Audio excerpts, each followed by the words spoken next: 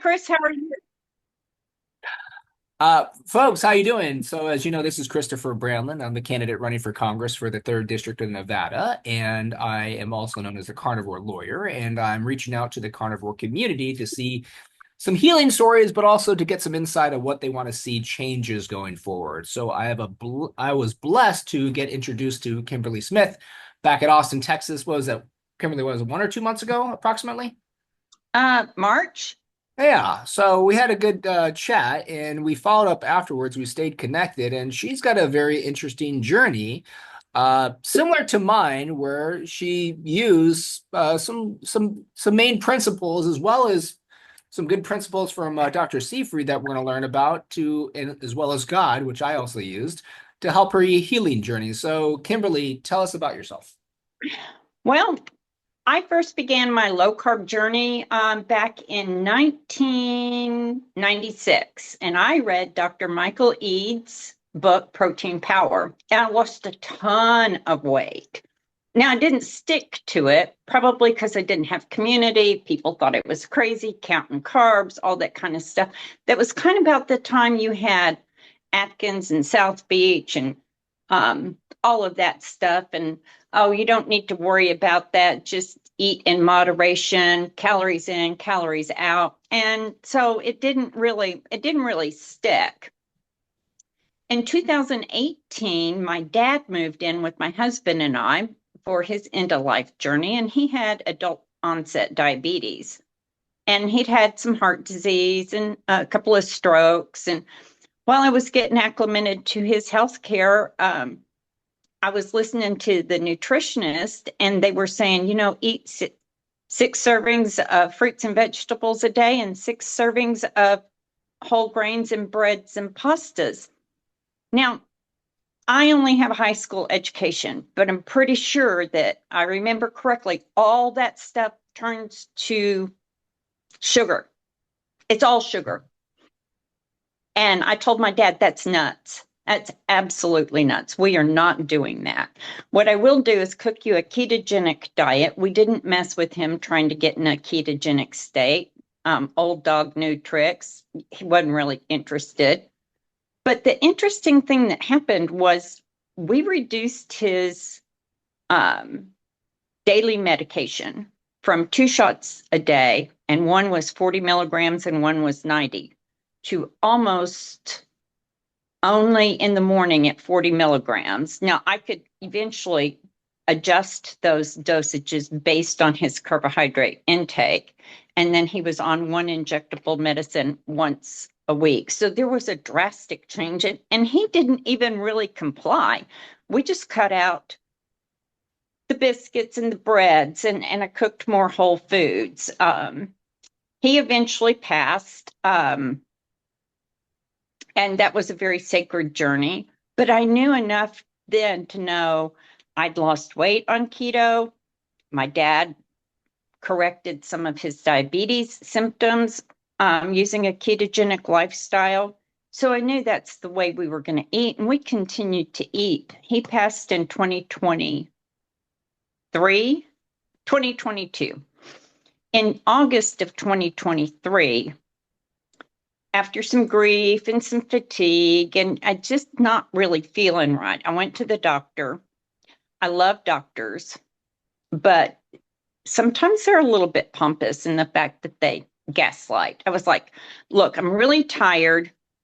I know my dad just died, but it's been a year. I should be starting to feel a little bit better. I kind of eat right. Here's my exercise routine, and things just aren't right. And I just can't. I was like 5 pounds to my goal weight. They were like, eat less, move more. I was like, here is my planner. Here is my Garmin watch. I track everything. Something is wrong. By the time I finally convinced them and they ran some labs, not only did I find out I was pre-diabetic, I had Hashimoto's, and oh, by the way, you have stage 4 cancer. I was like, you've got to be kidding me. I didn't hardly believe it. Now, I was originally diagnosed with triple positive breast cancer in 2010, and I followed standard of care, did did everything the doctor said. And about 2015, 2016, had an all clear, decided maybe it wasn't such a good idea, but I was kind of tired of the narrative I was getting, and the stress of living PET scan to PET scan. And I thought, you know what? I'm going to really stick to an exercise program. I'm going to eat whole foods. I'm going to manage my stress the best that I can. And I'm going to focus on my parents and my grandkids. At that time, I had started having grandkids. And so I maintained my health until, all of a sudden I didn't. And since I already knew that a ketogenic diet was good for epilepsy, I knew it was effective in diabetes management. I started looking at how to eat for cancer.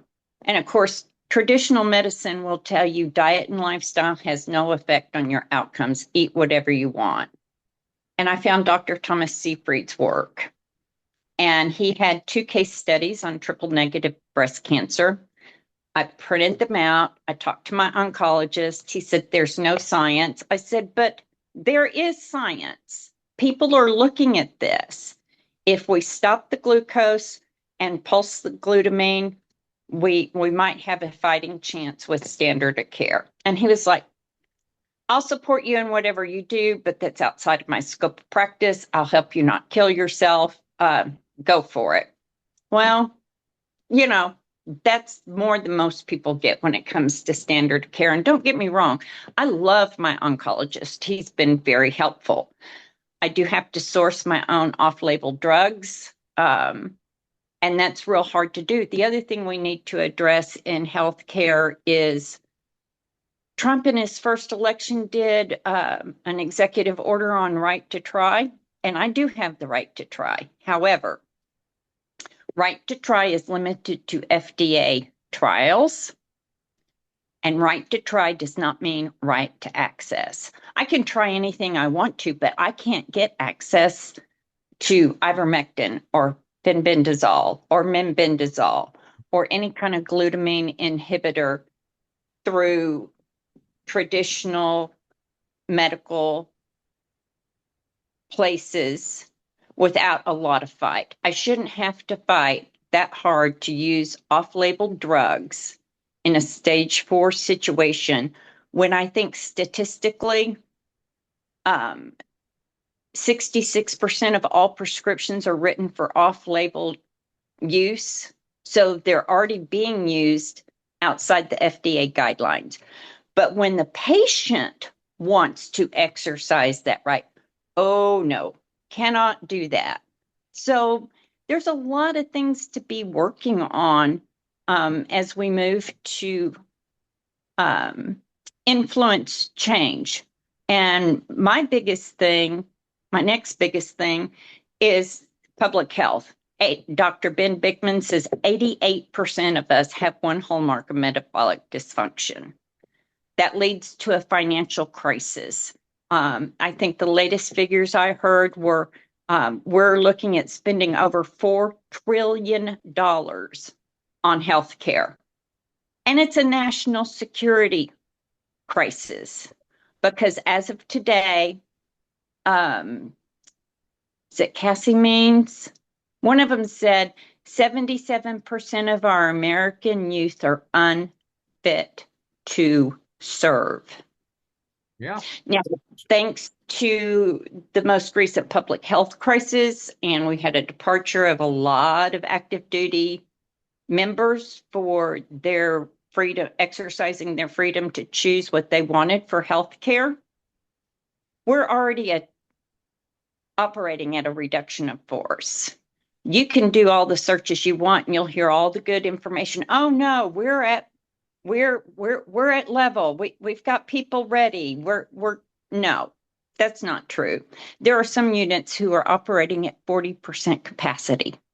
40% capacity. We've got 700 students waiting to be trained in their MOS and no teachers to teach them. Why? Because of government overreach. That's got to stop. The other thing we need to do is we need to encourage Americans to take pride in themselves again. I think we've become so beat down and so plugged into keeping up with the Joneses and going to and from work.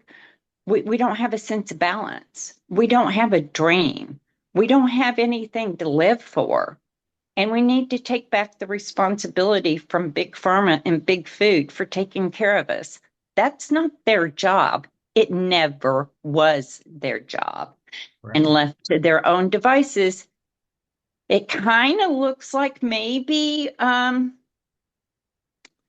should get my Reynolds foil and get my tin hat. But left to their own devices and no accountability from the public, it sure is starting to look a whole lot like a little bit of corruption and a little bit of greed.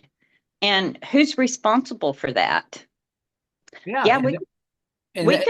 that's a huge important aspect kind of we brought up too, is that, we need more people speaking out, and I believe we have a right.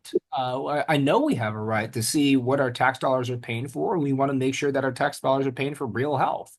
And when you have these huge kind of monopoly with medicine, with big pharma kind of controlling the medical education for the new doctors as well as how to treat your patients, I think it becomes very corrupted.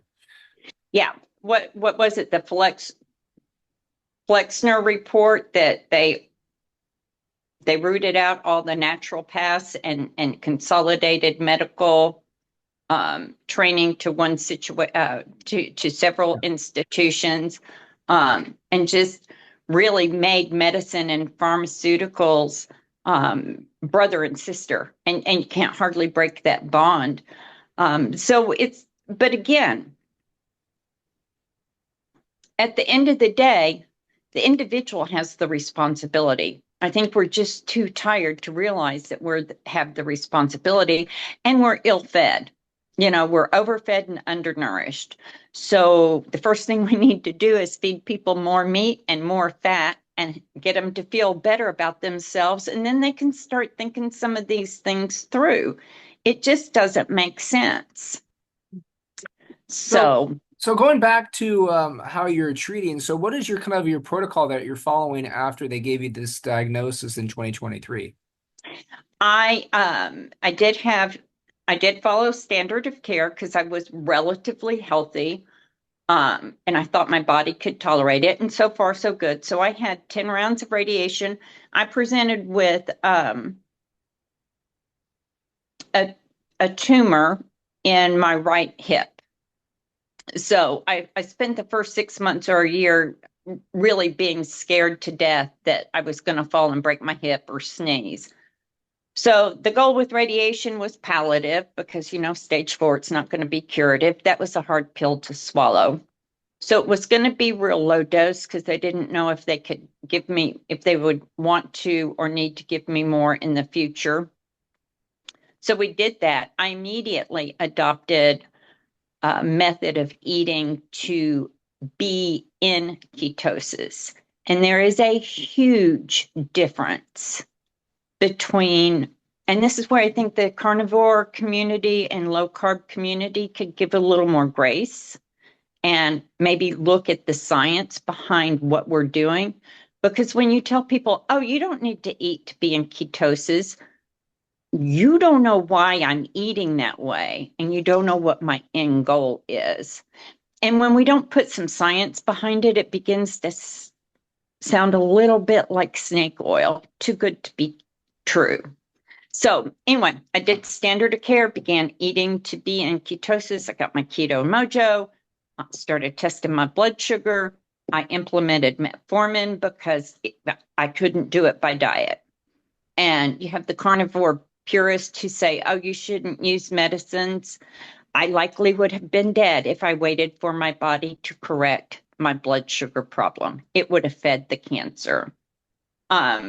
I added metformin, doxycycline, pembendazole.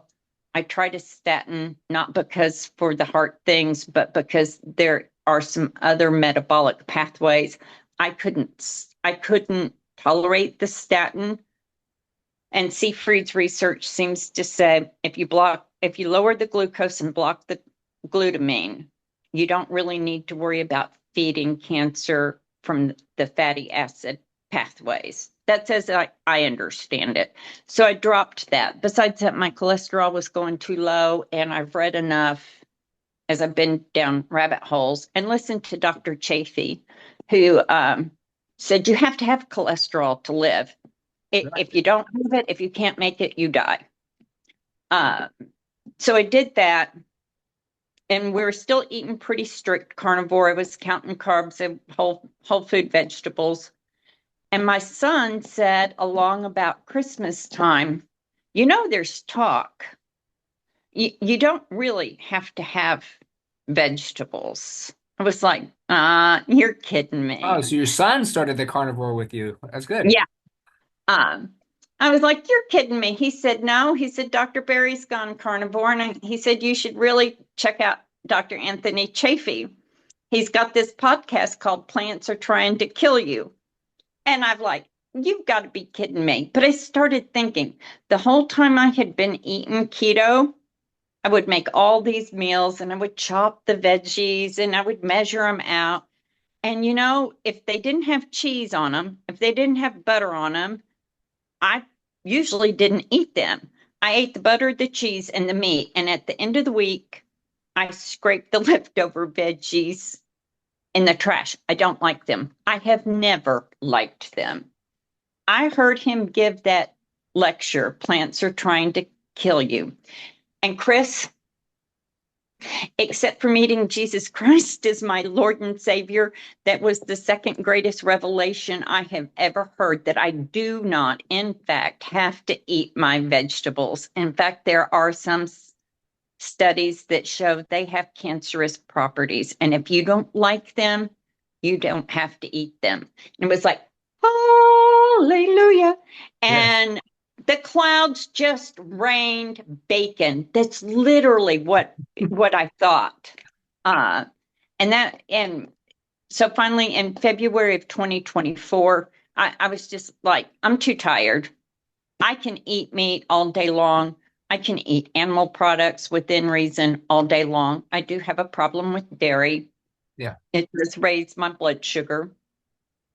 But I got down to 116 pounds because I was using some fasting and intermittent fasting, and we had some chemo going on. So I had to cut out the water fasting. I do still do some, I do daily intermittent fasting. Same here. And I do fat only fasting. Somebody on the internet told me I needed to increase my omega-3s and take fish oil. And then somebody else on the internet told me, no, don't take fish oil. It's likely rancid by the time you get it. So eat sardines instead. And so I do sardines twice a week. Actually, if you can handle them, it's all a blessing. Yeah. Well, I can't handle them. I don't like them. It's a hard thing to do. But I heard Andrew Huberman and David Goggins say, every time you do hard things, you grow your brain. And I thought, okay, that's reason enough. And so on Tuesdays, I don't eat anything until I'm sardine hungry. And sometimes it's 5 or 6 o'clock before I'm hungry enough to eat that can of sardines. So when you do your fat fasting, what's the typical protocol? When I do my fat fasting, I typically use butter or MCT oil in my coffee. Don't come after me after my coffee. I've already given up sugar. I know, it's all right. Alcohol. A lot of people, coffee actually can work wonders. I just can't tolerate it as much. And anyways. So usually it just looks like butter or MCT oil in my coffee when I get hungry. I will use MCT oil in ACV with a cup of water. Okay. To me, that's pretty tasty. It also is one of those hacks that it may lower your blood sugar. Yeah, so apple cider vinegar has, this is where I believe plants can be used medicinally. I believe meat should be used for nourishing, but plants can be used medicinally. And that's why I have a good consensus with Dr. Kiltz in our podcast a couple of weeks ago, where we agreed that not everybody needs to go carnivore. You really just, if you're very inflamed, yeah, you got to do a very strict elimination diet. Sometimes the only thing you can handle is meat, but for the general public, it's mainly just kind of reducing a lot of the just processed foods and just getting to like more of a ketogenic state, reducing your carbohydrate consumption and making sure that you're including quality fats in your diet is probably the most important thing too, is because people have been demonizing fats ever since the fat craze in the 1980s, where that's one of the reasons why our obesity epidemic kind of went through the roof. It's because we started reducing our fats, increasing our carbs, and all of a sudden, our obesity kind of rates skyrocket throughout the years, right? Well, I tried to buy into that with the low-fat cheese and the low-fat dairy back in the late 80s, early 90s. And what I really decided for taste was that stuff sort of tasted like shit. Yeah, exactly. And I'm glad you brought the first foul language, because I was told my podcast with Dr. Seyfried that I had the potty mouth, but I wanted you to get that out because I'm an Italian and attorney, so it's especially my Italian relatives, every other word is a F word, so it kind of gets ingrained. I'm trying to calm it down for my speeches lately, but sometimes it slips. Well, the kid's dad was a Marine, so I was married to a Marine at one time. Okay, I raised two Marines. My current husband and last husband, because we both decided that we'll have to kill each other before we go through a divorce. There you go. That's a good one, actually. He's an Air Force veteran. So yeah, there's nothing that's probably hadn't come out of my mouth, but I do try to be gracious and mindful when I'm doing recordings, because not everybody appreciates it. Oh, no. I appreciate people being comfortable and honest, and I think there's too many people that become a little too sensitive. And I even told Dr. Shafee, he kind of liked our podcast. I was like, yeah, I know some people got offended by the foul language. He's like, there's a lot of people that follow me, they're just way too sensitive. And I was like, that's true. There's too many snowflakes out there.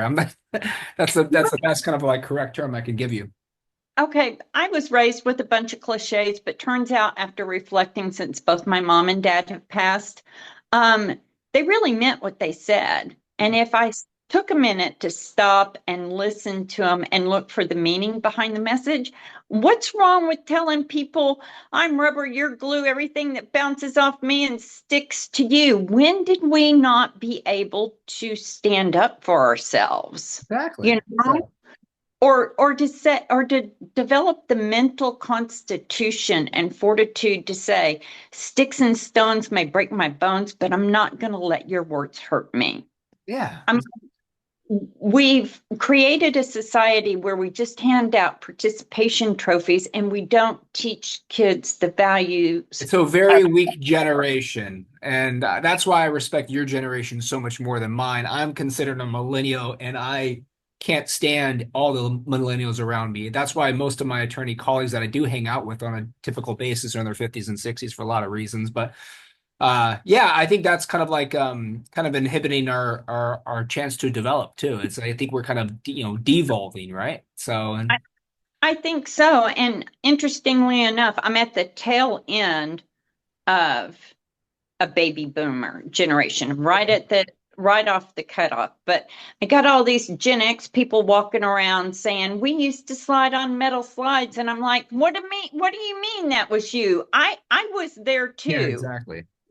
So I've got this little bit of survivor mentality. I drank out of the hose. I did all the things. Good. But I also took care of my brother and sister, or tried to. I mostly just issued a bunch of orders because that's what firstborn daughters do. Yeah. So I got to bring up something. You're very interested because I've been doing so many studies on ivermectin and fenbin, and you kind of included that too. And that's very interesting because, yes. I mean, you even saw Mel Gibson kind of praising on how he used it for a lot of his friends and his own family, basically when they had cancer. And I think there should be more research into that. And I don't believe because technically it is considered under the pharmaceutical rubric, but I don't think all pharmaceuticals are bad. I just believe this COVID vaccine that came out was not only because of not investigating and very suspicious, but it was unethical in so many kind of stances where you're kind of forcing it on the people. But I do believe there should be some research developed to some more promising things like ivermectin and fenbin. You do have there are a lot of case studies. In Yeah. fact, there's I think it's on Substack. Patient zero comes back from cancer, and the story goes, had cancer, told to go home, prepare to die, visited with somebody, said maybe you should consider ivermectin. And last time I got online to verify it, this particular gentleman, I think that was in 2020 or 2021. And as of 2024, he was still alive. Yeah. So there are countless stories, but there's not going to be, unless you can talk a pharmaceutical company into sponsoring that studies, those random clinical trials that are gold standard, double blind placebo studies are extremely expensive. Yeah. Pharmaceutical companies are not going to fund that, and they certainly are not going to fund that on an off-label drug. And that's the issue because I'm getting my PhD. It's basically I'm a research doctorate. So it's when you think about it, most of my studies are qualitative and quantitative, basically interviews, surveys, but then you do before and after testing through numbers.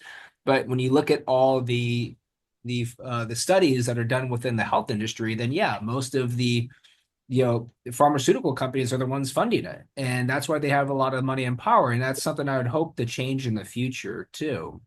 So Well, our bring awareness. And, if I want to get on the internet and research a drug and talk to my doctor about it, that's one thing. So I don't necessarily want to say pharmaceutical companies shouldn't advertise.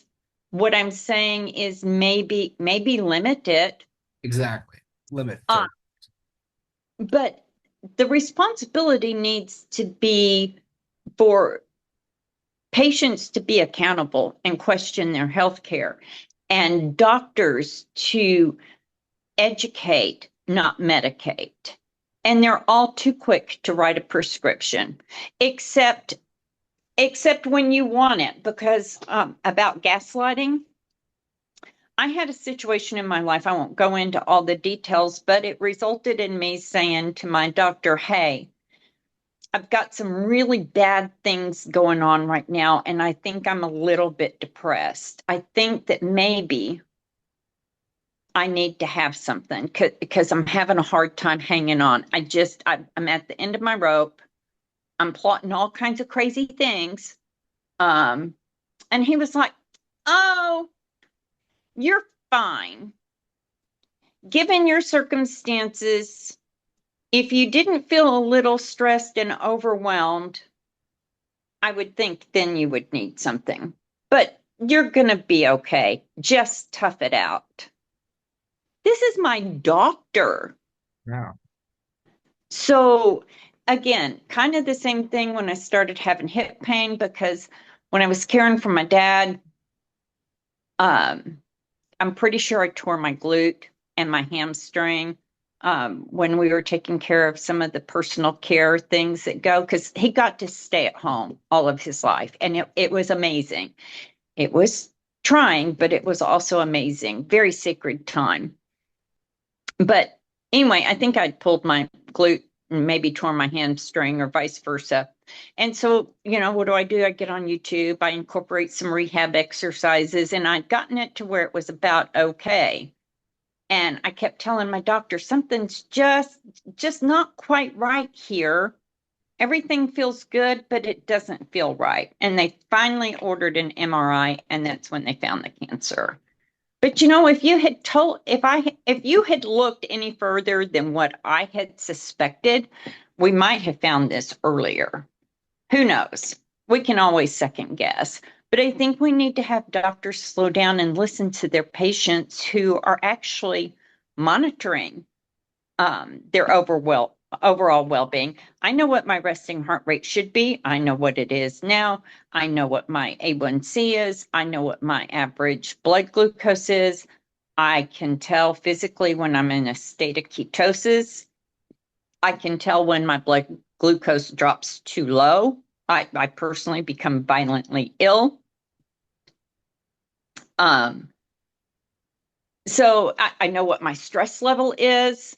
I know what my sleep score is. I log all my, now, not everybody has to log, but I log every bit of my food. Yeah. I log my exercise. I log my blood sugar. Part of it's data driven. Part of it is I want to see if I can detect any um, patterns, which I can't. I have to see things on paper. I can't look at them on an app to actually see patterns. But it gives me a pretty good idea. And if my doctor were ever asked, what are you eating?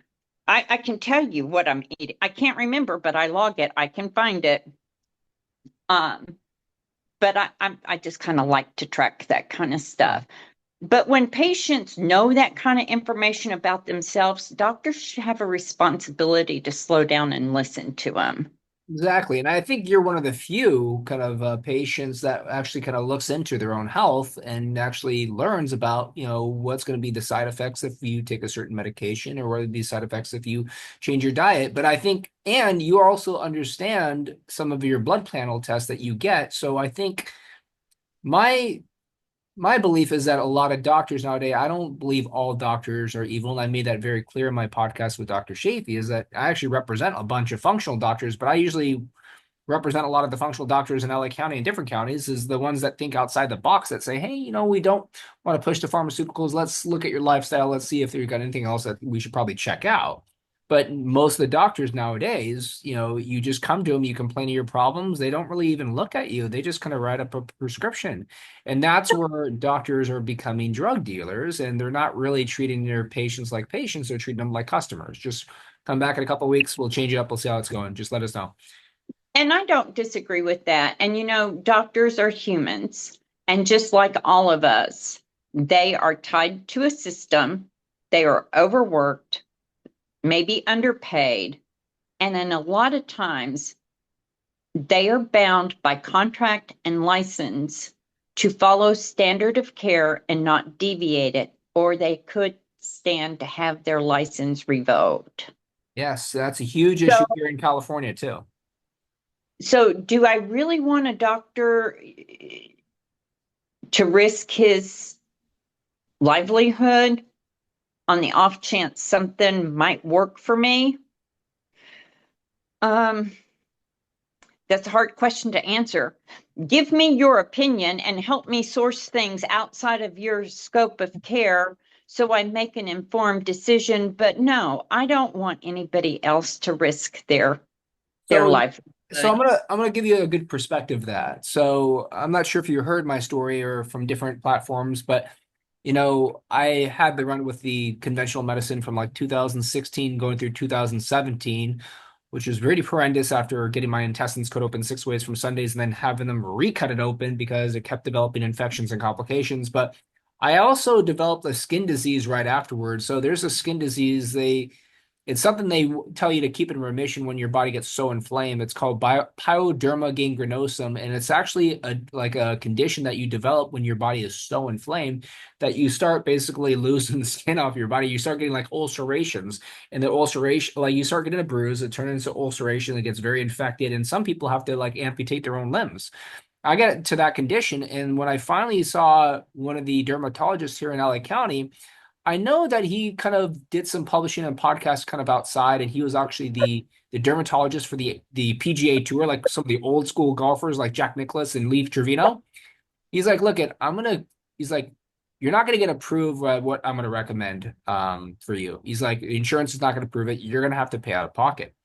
But I don't want to be giving you corticosteroids and kind of ointments and everything for these kind of skin ulcerations because I don't think it's going to help. In fact, with you, when you're so inflamed and you're so compromised, I think it's going to worsen your immune system. I was amazed that I had one doctor just tell me this. I was like, oh, this is interesting. So tell me, he's like, so this is what you're going to do. I have enough kind of clinical trials to show that medical grade hyperbaric oxygen therapy basically is very intense. It's this is a promising thing that they had similar conditions with pyoderma gangrenosum, and it showed some promising results.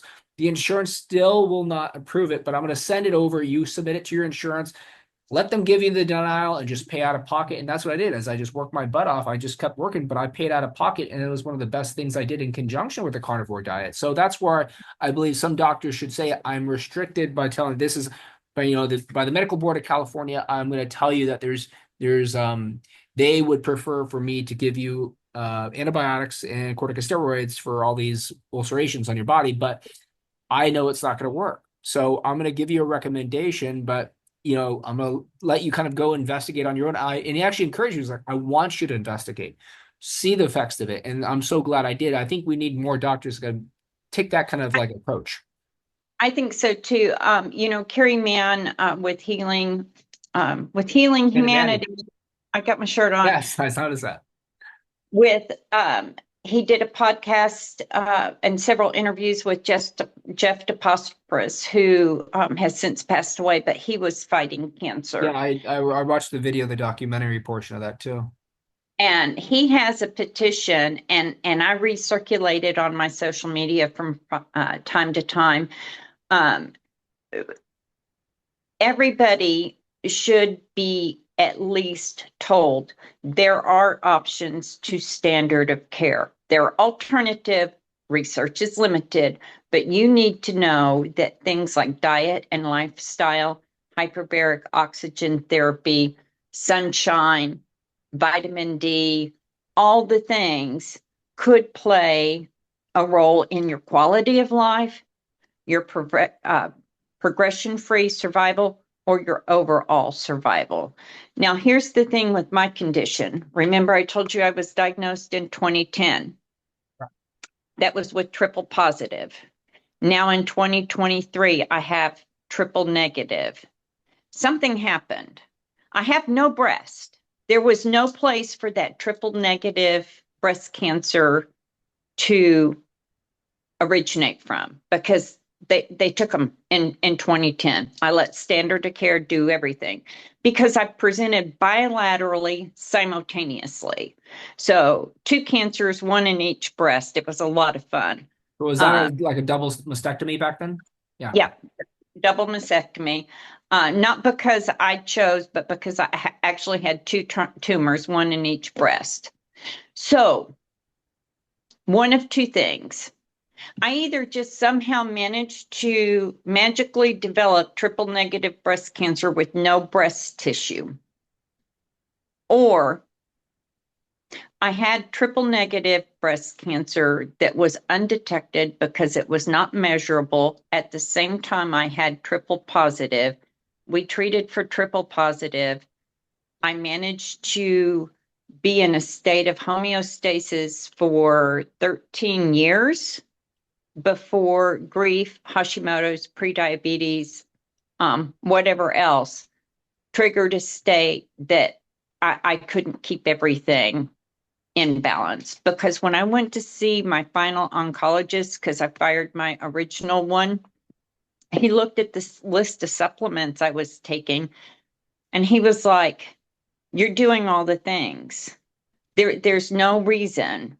Except for the cancer, there's no reason in your lab work that would indicate this would happen." So have I been living with triple negative already since 2013? Did I have a tiny little speck of triple positive that managed to morph? Well, the thing about genetics and mutations, I don't think they happen that fast. Evolution is kind of a little bit of a slower process. So I don't know. The current philosophy or thought is that I probably have had triple negative breast cancer since 2010, which means I am already way outside my overall survivability, according to the odds, which I'm thrilled about, but it's also kind of scary. There's a lot of work left to be done. Like I mentioned, we have public health crisis with 88% of the people being metabolically unhealthy. We have healthcare spending at over $4 trillion, and we have a national security problem because 77% of our American youth are unfit to serve, and we're serving our soldiers crap. Exactly. So. Absolutely crap. We need to figure out a way. We got bases all over the United States. You mean to tell me you can't partner with some local farmers to do some regenerative farming and feed our boys some And meat. I have an update on that too. Didn't you say your husband's with the Air Force? My husband was, he did 4 years in the Air Force. I do have a son that is still active duty. So, I should tell you that I started supporting the Nellis Air Force Base a few months ago, since one of my friends I used to wrestle with in high school is one of the head commanding pilots. I got a special kind of VIP pass to their air show, and I actually did an application to become an honorary squadron commander with the Nellis Air Force Base, and I got really close with some of these their crew members just because we share the same values, and I talked about the healthier perspective. They're like, yeah, we thought about changing, like, just kind of the food they serve. I was like, hey, why don't you get some, what if we basically changed it? We're serving the military more quality meats. And I kind of just showed them they looked at my podcast with others on my healing journey and how I use carnivore to kind of like save my life. And they said, wow, well, and they started just using that regularly. Like, you know what? Kind of took some of your recommendations. Kind of started reducing some of the plants. I'm not really doing any carbs. I'm eating more fatty meat. I feel amazing. So I'm actually trying to see if I can kind of spread that through the military a little bit more in my campaign. I think that I think that troops need to start demanding it.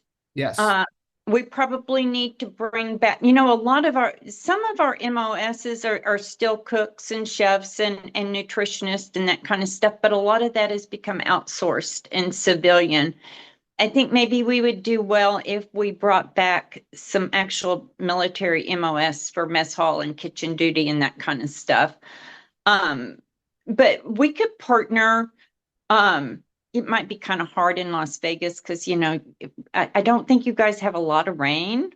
No, no, it really depends, but not frequently. It depends. My, And as I told you, I go back and forth to California and Nevada every week. And I think it's like what, 600 to 700 miles, but I've been probably doing like 1,200, 1,500 miles a week. But I could see that when I come to LA, even if it's warmer, the weather is, in a worse condition. But I think we can source out different kind of options, because if we can control or have a little bit more say of the spending that our tax dollars are going to, then yeah, I think we can cut out a lot of the corruption that we've been basically paying for some things that have no use, and start paying for things that should have some more studies into ivermectin, or basically let's fund a clinical trial on a meat-based diet, which out any kind of conflicted bias.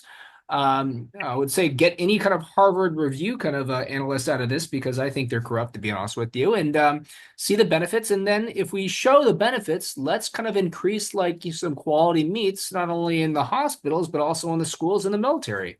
So yeah. this is something I'm kind of like leaning towards. I want to see the best approaches on this too. Well, and at least in Texas, every elementary school is on a huge plot of land, and we have our own farming issues because Yeah. it's raining and it's hot, and you either have people who say it's God's country or it's hotter than hell here. I mean, it just is what it is. But you know what? Why can't we use gardening to teach life science and math and all the things and get those kids outside and make them dig in the dirt, make them That's harvest that's a their huge issue nationwide, is that a lot of kids are so indoors nowadays. When we're Look at it, I was born in '85, so I know you were born before me. But even born in '85, I just remember when, like in the early '90s, we would spend all day outside. Like once school is over, we just went outside. We didn't even want to go inside. And now it's complete opposite. So I'm really concerned about the future of our younger generation, right? How they're developing. And you can see not only are they physically very unhealthy, they have a lot of overweight children, but mentally they're very unhealthy. And that's a huge concern. they don't have any coping skills because we're not feeding them enough fat. They're eating a bunch Yeah. of. I have a 9-year-old who's freaking out because he has a STAR test because the teachers have said repeatedly, if you don't pass this, you have to go to summer school. He's a smart, intelligent guy, but Yeah. they've totally shot his nervous system. Yeah. Well, Well, you need some reteaching and need some outside sources, because I don't like a lot of the public schools, especially since I go back and forth to California and Nevada. California's got the worst public school system that you could possibly imagine. And I don't want to bring up a lot of political comments, but I don't like the fact that they're grooming a lot of our young children now. So a lot of them don't even know what gender they are. Well, there's that. And we've also just quit teaching them to critically think. Was it Henry Ford who said, um, I don't have to be smart. I don't have to know what 2 + 2 is. I either have to know how to figure it out or I have to know somebody who can help me figure it out. And we haven't even taught our children how to figure things out because they're too busy doing worksheets. So, what if we did something like plant gardens at school? Any excess could be used to feed the poor, and that's always a problem. They could use the produce in their own cafeteria to feed them whole foods. And wouldn't you be more? Now, I do sometimes eat some strawberries when they're local and in season. Yeah, at But least would they're locally fruit, and like we said, I think there is kind of some premise where some carnivores can thrive on a little bit of fruit because every it's now seasonal, and then. and if it's locally grown, that that's be the preferred But source. you know what? I might be a hell of a lot more excited about eating my own broccoli and carrots if I grew them myself. Yeah. So if you want to feed your kids fruits and vegetables, how come we aren't teaching them how to grow them? How come we aren't having chickens You're on learning the? about lab-grown meat and insects. Oh, yeah. No, they're never going to do that. That Tyson just bought all those crickets to feed the chickens. They're not going to. Yeah. We'll find out. I like a lot of the surprises over the years, but anyways, going back. So you mentioned earlier that you were already kind of going back to like a ketogenic, but then when your son told you that you don't really need the vegetables, right? Or you said look into it, and then you decided to kind of just go more meat. Yeah, What did you we notice? um my blood sugar was much more regulated. I was no longer stressed about planning meals. Grocery shopping is very easy. I shop the perimeter of the Yeah. store. Um, it's cool. I know it's Texas and I'll probably get branded for this, but if I forget to take steaks out and don't have time to cook them on the grill, I can cook them from frozen in my air fryer in 20 minutes. Oh yeah, It that's right. I go back and forth to my office in Dallas, and I still get the same kind of comments too. Like that's not true traditional, especially my friends in Fort Worth, because my friends in Fort Worth, that's like the stomp yards, like the traditional yeah. practice. Yeah, So is it the greatest steak in the world? But you know what?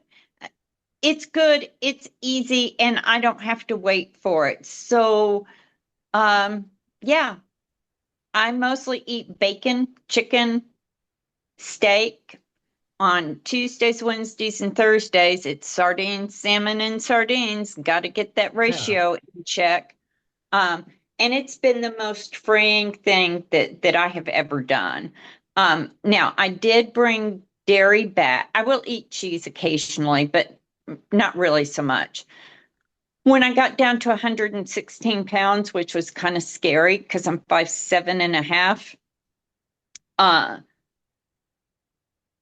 I needed to find out a way to put on some weight. And I asked my oncologist and I asked my PCP for something called MK2866. I think that was the name of it, Ostran. It's a some kind of So that's a selective androgen receptor modulator. yeah, supposed to help me put on muscle. And they said, absolutely not. You do not need that. I'm like, Yeah, are you freaking kidding me? We'll have to talk off camera. Maybe it's the all right. next time. Maybe the next time you come to Fort Worth, we'll meet at Silver Fox Oh, for a steak. all right. But Yeah, no, I actually it's I need to spend more time in Fort Worth because my I watched my very first rodeo in Fort Worth, and I was so thrilled and excited that I have a you probably have heard of this. I have a brother that's complete opposite me in every different way. Not only is he atheist, he's a Biden supporter, and he's a vegan, and he's the most far left liberal you can possibly imagine. But I remember he went vegan right before I went to the my first rodeo, and when I saw them kind of like hog tying the calf and like slamming him to stun him, I got it all on camera and I filmed it over my brother. I'm like, hey, look at, I'm having the time of my life. You got to watch this. And I think he started crying, but no, I actually definitely need to go back there. And I'm actually also hoping that since we spoke before we got on camera, since you're such a big fan of Dr. Seyfried, such as I am, I can finally get the chance to meet him. It's going to be at the Boston Healing Humanity Meetup. It's going to Yeah. be, I'm actually turning 40 like a couple days before that. It's the last weekend of June. So I arranged with Dr. Kiltz's team that they are going to allow me to speak on stage about the campaign, about my journey. But the blessing is I finally get to meet Dr. Seyfried. So if you could make it to there, I would definitely ask you to probably reach out to Dr. Kilt's team, or I could probably arrange. And if you want to help out the campaign team, I can pay for your travel. I would be more than happy to help out with the campaign travel. And I tell you what, it would be a dream come true. Here's what I want people to know when it comes to alternative care or complementary care, regardless of whether it's high blood pressure, diabetes, chronic inflammation, chronic fatigue, or something as life-threatening as stage 4 cancer. Yeah. You do have a choice. There are things that you can do. You just need to slow down a minute, take a breath, figure out what you want, why you want it, and implement the changes that resonate with you. It was very easy for me to take Dr. Seyfried's paper, and mind you, I'm a high school graduate. I don't have any formal medical training, but I took his study and I took my paper and pen and said, okay, what do I need to do? I did pay an alternative cancer clinic who would help me, but they went bankrupt. Fortunately, I did get my money back, but once burned, twice shy. So there's a place for them. I think they're coming to fruition and they'll be mainstream.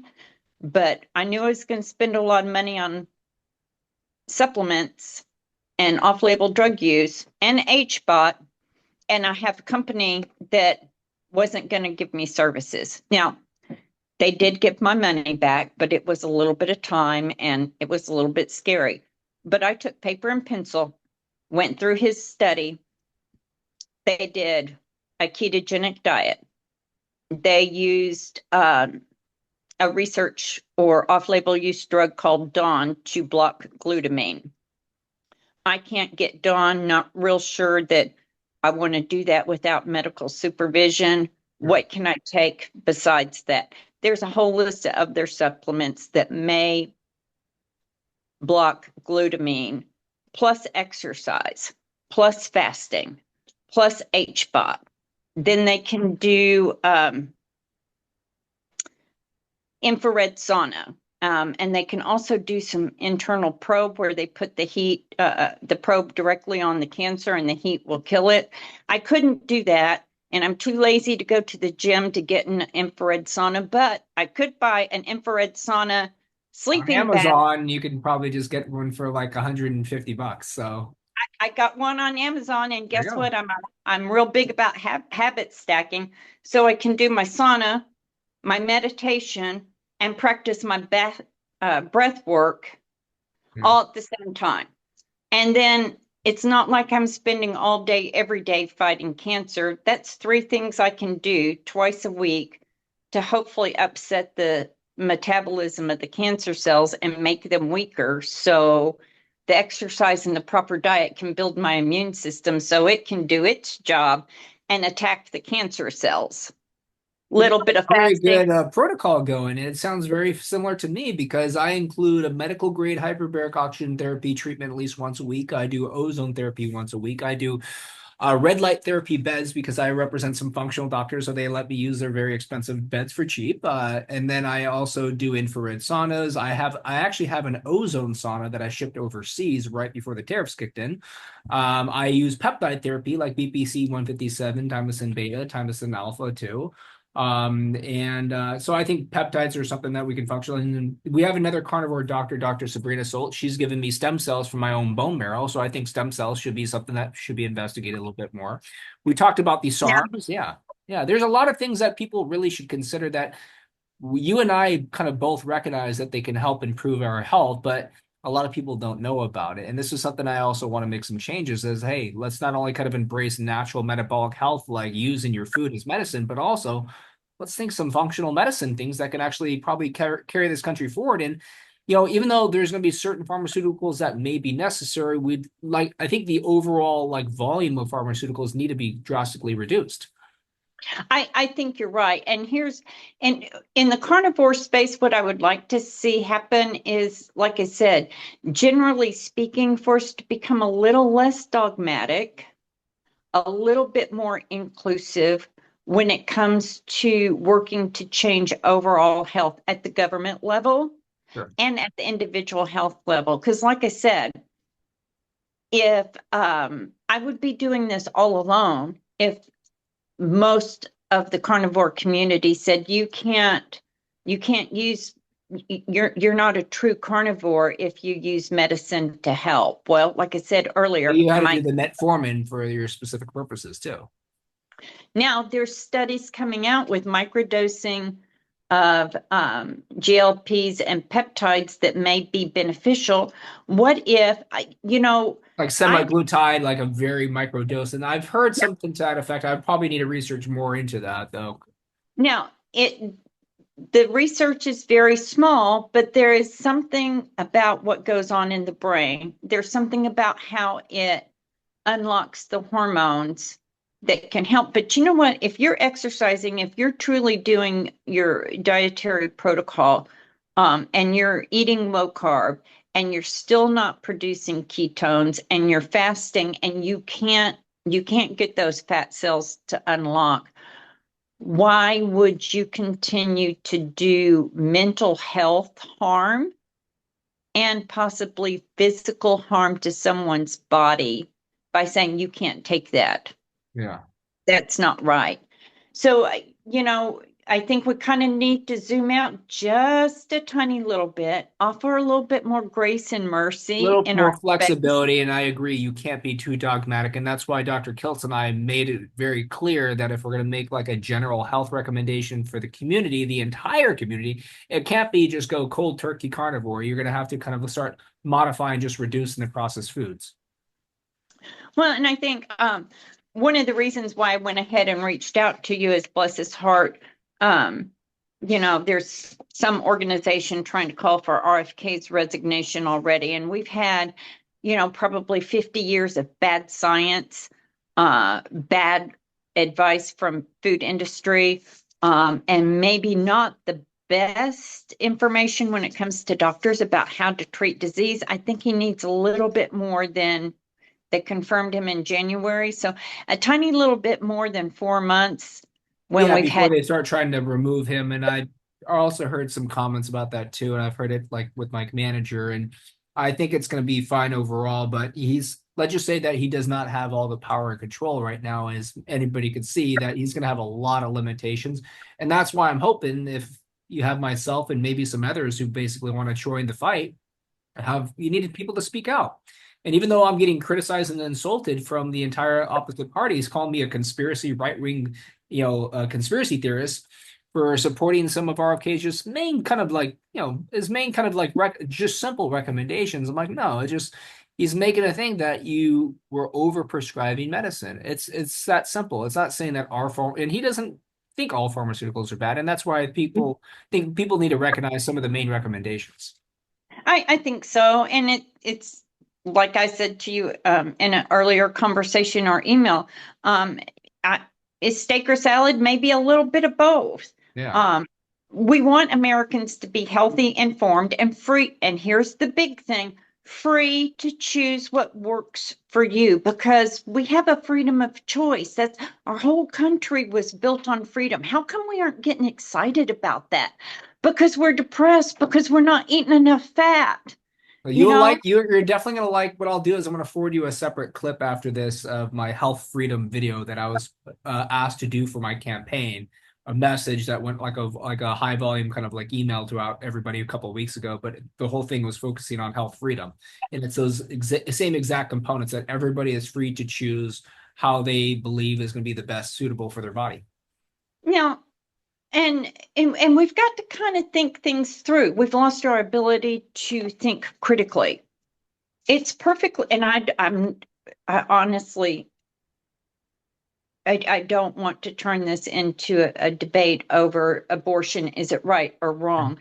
But if you believe my body, my choice, and as a woman, I have the right to choose what happens to my body, that's fine. You can believe that. But how come I can't believe my body, my choice when it comes to vaccines? Exactly. And I think that's a huge ethical concern. And that's my dissertation topic too.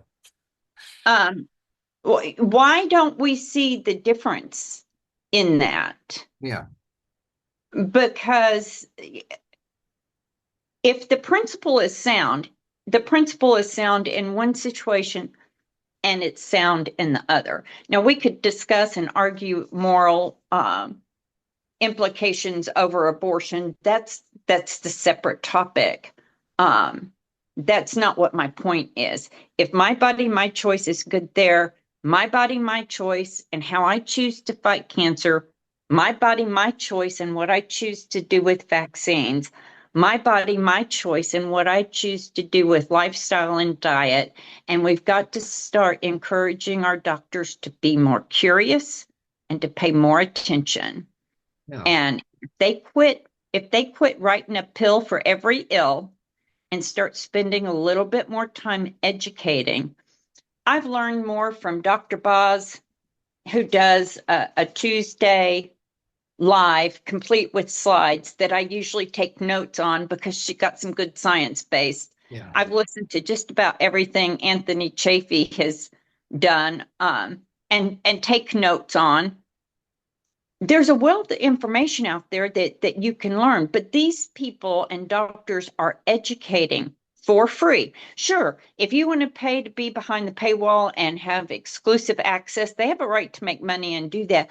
But a large majority of their content is free. Yeah. And That's why I started work with Dr. Chafee a couple of years ago to help him out, just because I was kind of intrigued by how he was kind of going out of his way to help everybody out. and same with Dr. Barry Yeah. and what he's doing. So I get lots of ideas to research and then take to my PCP and my oncologist and say, okay, look. And they're like, well, there's no science. I'm like, look, science says I'm dying. Yeah. At the end of the day, there is 0 chances survival. I think for triple negative breast cancer, it's actually let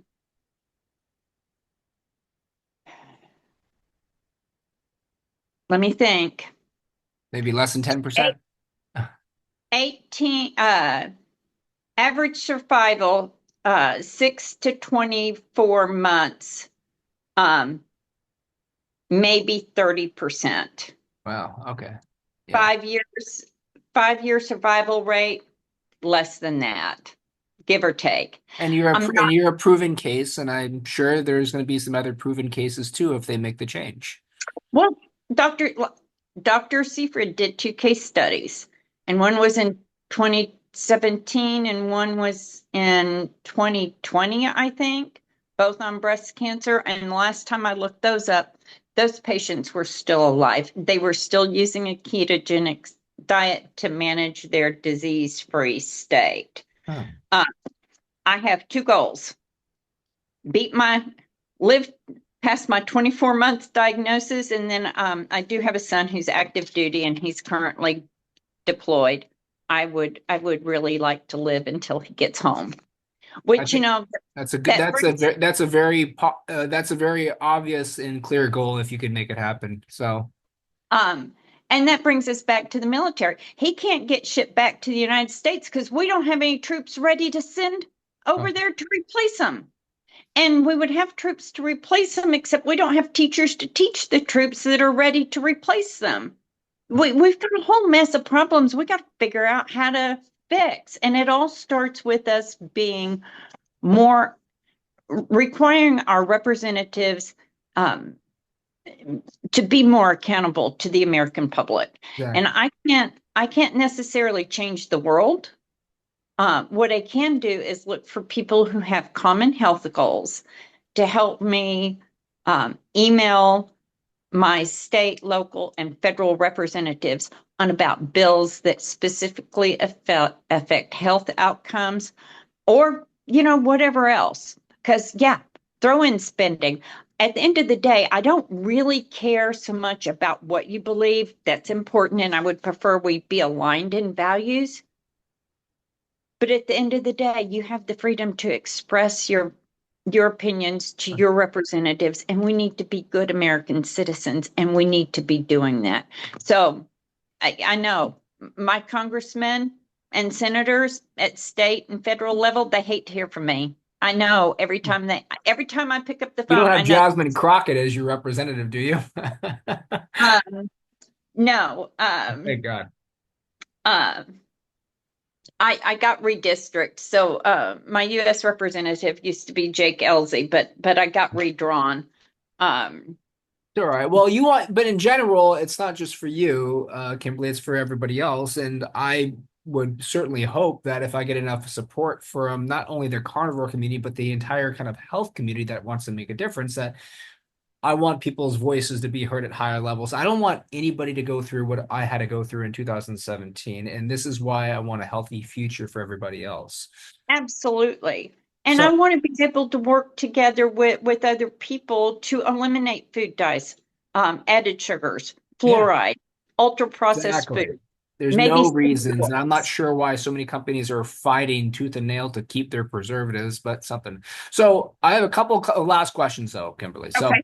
Um, so let's say November 3rd, 2026 comes around. I think that's midterm election. You're in my shoes. You get elected because you have the support from your peers and you want to make a difference, and you can propose something at a congressional hearing. What would be the first thing that you would propose? Just one thing. I know there's a lot of things we have to change, but what's that one thing that you would propose in a congressional hearing? I would propose that we ensure that our military have a proper amount of healthy meats and healthy fats. Stronger people are stronger to kill. And when you have a good, solid mind, healthy mind, Yeah.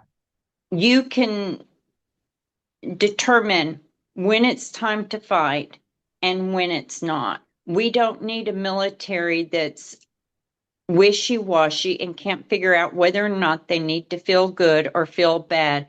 I'm I'm I believe that if we feed them the proper macronutrients and the proper ratio, we'll have better overall health outcomes. And once we do that for the military, because a nation without security, we're not we're I'm not glad we think aligned like that, and I really hope you can come visit us for July, my Las Vegas meetup. I'm actually going to be inviting a lot of the Air Force members over there, so you would have the chance to meet them. So that's the Las Vegas meetup. So Dr. Kiltz is going to be co-hosting it with me, but that's on my website. I think I'll send you a link. If I didn't, I'll send that to you too. And I'm supposed to be the honorary squadron commander, and I actually not only am I Blue Lives Matter to support the law enforcement, but I support the military to all extent because my true friends from high school all went to the military.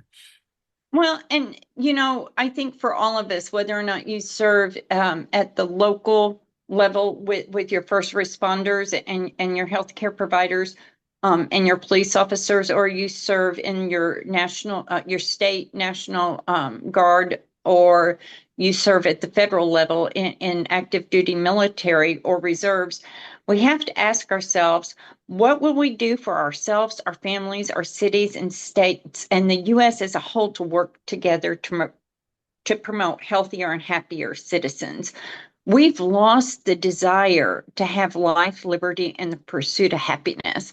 It's because we're tired, we're poorly fed, and we Yeah. don't have a And a dream lot of anymore. people are just weak. If you recognize that, that's why part of my campaign, they don't want to make a part, but I said no more beta males. We need more strong men and women. Like we need strong, you need people to support and basically be courageous. So that's why we need, strong men and women to be speaking out and thinking And that we're going to be reaching life, liberty, and happiness. and I think we need to embrace our roles. And you know what? If you're a good, strong woman and you can be a financial leader and that's your strength, that's what you need to do. Yeah. I do believe that there are some things that men and women probably can't do equally, but we bought into a lie when we decided men and women need to be equal and we gave up our power. Yeah. Because the hand that rocks the cradle rules the world. Good point. So, hey, last question, Kimberly. If people want to reach out to you, where can they find you? Right now, they can find me on Facebook. I do have a page called Live Well, Die Well. Yes. I post a bunch of scientific articles that I've used to base my protocol on. I try to post some motivational stuff. Occasionally, I'll share a story of my faith and how that's played into part. But mostly I want people, I'll share political posts when it comes to, hey, did you know, the American Heart Association testified in Texas that we shouldn't limit SNAP benefits and restrict the purchase of soda and cookies and chips because we might include, we might promote food. I don't know what they said. I know they're making a lot of just inaccurate and unreasonable kind of recommendations. And actually, since I do trust litigation, I do a lot of litigation, but a lot of times these big charities will become beneficiaries of a large living trust that owns like $50 million. Whenever someone lists a large charity, such as the American Heart Association, they're usually the most problematic beneficiary. They want to get the most money out of the pie to detriment to all the other beneficiaries. That's, I think they're kind of corrupt. Yeah. Well, if you come before a state legislative body and say, no, we don't want you to limit Cokes and cookies and soda because we're afraid you might actually starve people. We're not saying the SNAP can't have food. Yeah. We're just saying SNAP can't buy food. Food that we know is going to make them sick. So they're using my tax dollars to make themselves sick. Then they'll use my tax dollars to use the healthcare system. Just stop already. And this is the people who are supposed to care about our hearts. And there are more and more studies showing that it's sugar, not salt. It's carbs, not fat. Yeah. That is causing heart disease.